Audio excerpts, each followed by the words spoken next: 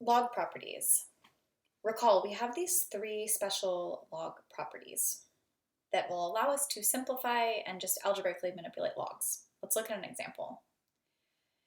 We're going to rewrite the expression given as a sum or difference of multiple logs. I like to call this taking apart the log. So we're gonna piece by piece take it apart until we have a bunch of different logs using our properties. So we'll start with what we're given. And I'm going to first of all notice that we have a division symbol here, so we have something divided by something. That actually reminds me of the log property that says that if we have log base A of m over n, that's equal to log base A of m minus log base A of n. So I can piece this apart by doing log of the top thing minus log of the bottom thing, like that. Now, we're doing log base 10, so I don't write the 10 there, so I'm just writing log.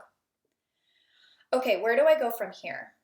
You might be thinking that we should use the exponent property. See how we have an exponent up here? So that might remind you of this property that says that if you have log base m, or log of m to the n, that's the same as n times log base a of m.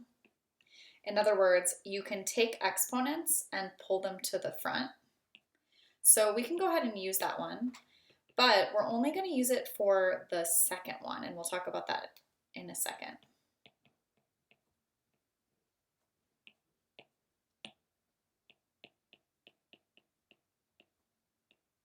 Okay, so I've taken this 4 and moved it to the front. This is like a times, but we don't write the times.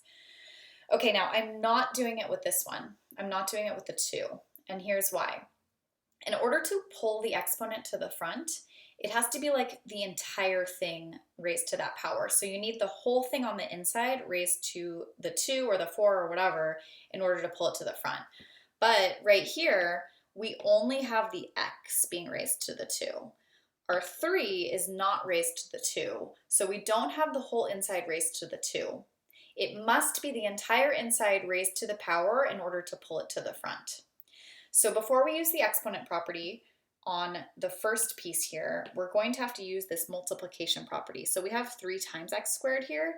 That reminds me of the property that says that log base a of m times n equals log base a of m plus log base a of n. Sorry, I ran out of room on the right there. So I can actually, for the first piece here, rewrite it as log of 3 plus log of x squared. So what I'm doing is I'm using this multiplication property to rewrite this. I switch the times to a plus.